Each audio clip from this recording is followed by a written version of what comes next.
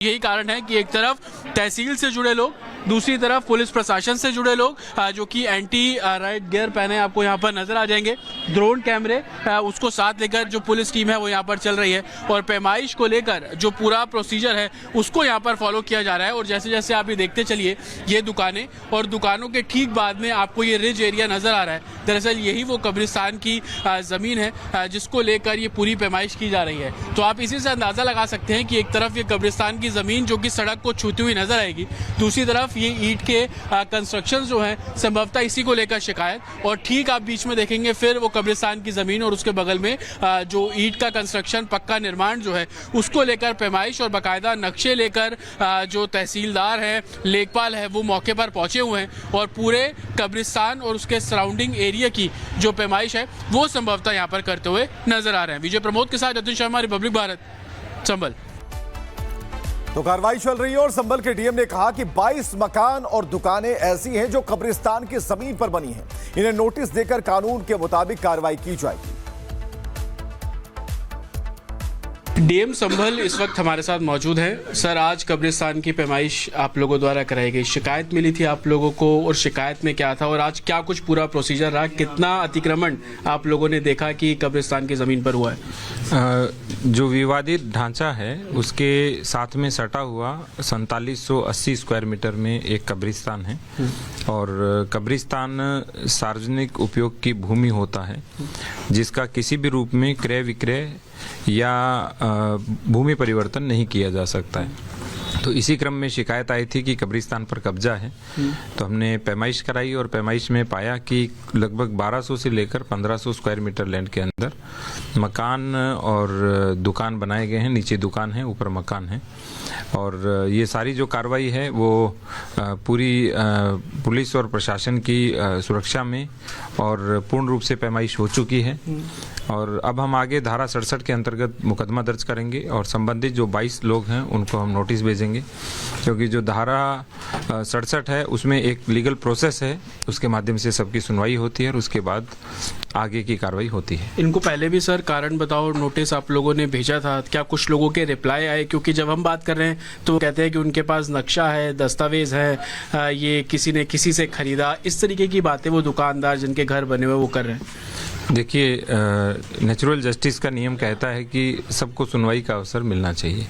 हम सबको सुनेंगे, लेकिन एक बात मैं स्पष्ट कर देना चाहता हूं, जो गाटा संख्या 32/2 है वो कब्रिस्तान के रूप में दर्ज है। कब्रिस्तान के रूप में रहेगा और किसी प्रकार का खुर्द बुर्द नहीं किया जा सकता। यदि फिर भी कोई डॉक्यूमेंट पाए जाते हैं उनका परीक्षण होगा और परीक्षण होने के बाद उसके उपरांत आगे कार्रवाई की जाएगी। आपको लगता है कि केस आगे फौजी की तरफ भी जा सकता है कि कुछ लोगों ने सरकारी जमीन को बेच दिया गया हो? डॉक्यूमेंट जब आप वेरीफाई करेंगे तो आने वाले दिनों में इस एंगल पर भी इन्वेस्टिगेशन होगी? बिल्कुल जा सकता है, क्योंकि पहले भी यहाँ इस तरह के फ्रॉड पाए गए हैं, फोर्जरी पाई गई है और उन पे एफआईआर भी दर्ज हुई है और कार्रवाई भी हुई है। सर, 2005 से निर्माण शुरू हुआ था यहाँ पर, लोगों ने धीरे धीरे कर पहले दुकानें बनाई, फिर उसको घर का रूप दे दिया गया अभी तक, क्योंकि आप लोगों ने भी इन्वेस्टिगेशन की होगी कंप्लेंट मिलने के बाद। क्या यही मोडस आपको समझ आया कि धीरे धीरे करके उसको घेरने की कोशिश थी? बेसिकली सार्वजनिक भूमि में ऐसा ही होता है। यदि कोई तालाब है तो उसे धीरे धीरे पाटा जाता है और उसके बाद में वहाँ पे पहले अपने कोई भी जो तारबंदी की जाती है, फिर धीरे धीरे कच्चा मकान बनाया जाता है, कुछ पक्का बनाया जाता है और फिर उसके बाद बड़ी बिल्डिंग खड़ी हो जाती है। इसी तरह खलियान की स्थिति होती है, चारागाह की स्थिति होती है, रास्ते पर भी यही स्थिति होती है। तो ये एक सामान्य कब्जे करने की प्रक्रिया होती है।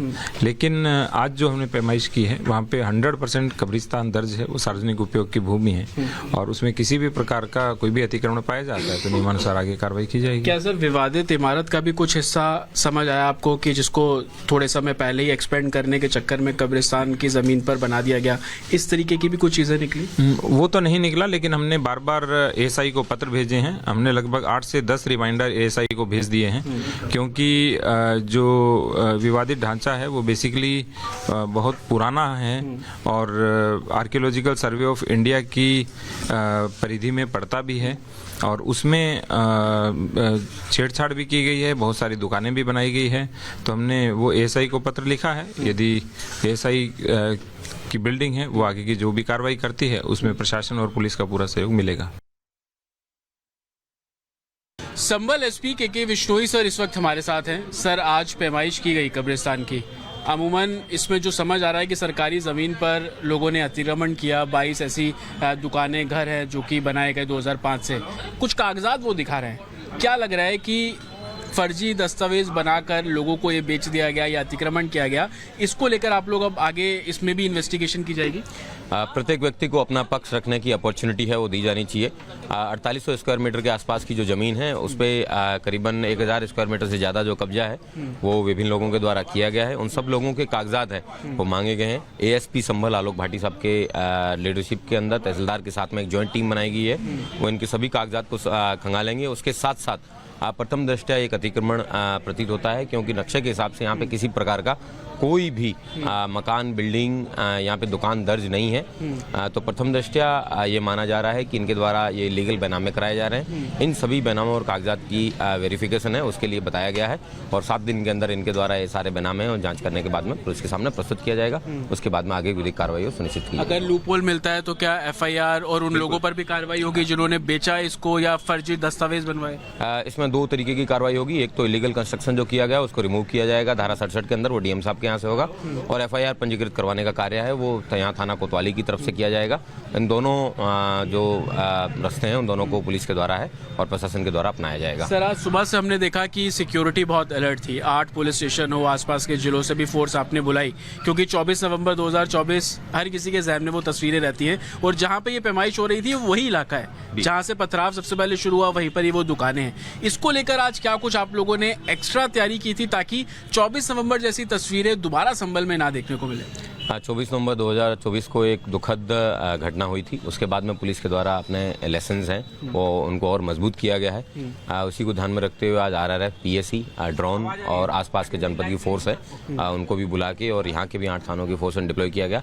शांतिपूर्वक तरीके से जो पैमाइश का कार्य है उसको संपन्न कर लिया गया और उनको नोटिस भी निर्गत कर दिए जाएंगे जल्दी। चौकी सर, आपको लगता है बहुत महत्वपूर्ण है एक तो उसको बनाना, उसके अंदर जो कंट्रोल रूम आप लोगों ने सेटअप किया, पब्लिक अनाउंसमेंट सिस्टम आज मैं सुबह देख रहा था ऊपर लगा हुआ है और इस बारे में हम पहले भी बात कर चुके हैं। तो कंट्रोल रूम सेटअप करना, संकरी गलियां, वहाँ पे गैदरिंग हो रही है नहीं हो रही उसको मॉनिटर करना, आपको लगता है बहुत की रोल है उस चौकी का वहाँ पर होना और उससे जो मॉनिटरिंग की जा रही है वो आने वाली फोर्सेस के लिए, डिप्लॉयमेंट के लिए बहुत महत्वपूर्ण रहता है? सत्यव्रत चौकी जिस जगह पे बनी है वो स्ट्रेटेजिकली बहुत महत्वपूर्ण है। उसके साथ साथ आज भी आप उसका रोल है वो देख सकते थे कि किस तरीके से जब पैमाइश करने के लिए जहाँ पे सरकारी मुलाजिम हैं वो जो लोग अपना कार्य कर रहे थे तो वहाँ पे उनके द्वारा एक डोमिनेटिंग हाइट के माध्यम से देखा भी जा रहा है। और मैं उम्मीद करता हूँ कि भविष्य में भी ये जितने भी महत्वपूर्ण इंस्टॉलेशंस हैं पुलिस के, ये सब इसी तरीके से अपना कार्य बखूबी अपनाते रहेंगे। तो उत्तर प्रदेश का संभल एक बार फिर सुर्खियों में आ गया है कि विवादित जामा मस्जिद से सटे करीब 8 बीघा सरकारी जमीन कब्जा कर कब्रिस्तान बनाए जाने की बात कही जा रही है। उसी को लेकर यहां अब पैमाइश चल रही थी। शहर के हर गली चौराहे पर RPF से लेकर PSC के जवान उतार दिए गए हैं। चप्पे चप्पे पर तैनात उन्हें कर दिया गया है। पैमाइश के बाद अवैध निर्माण पर बुलडोजर एक्शन भी हो सकता है। रिपोर्ट हम आपको दिखाएं।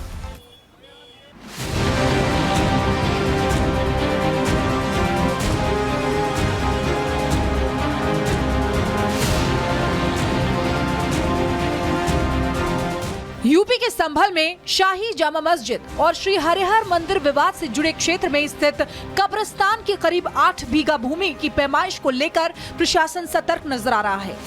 ये कब्रिस्तान राज्य सरकार की जमीन पर बताया जा रहा है। आरोप है कि इस भूमि पर अवैध कब्जा कर न केवल कब्रिस्तान का विस्तार किया गया बल्कि मार्केट, दुकानें और मकान भी बना लिए गए हैं।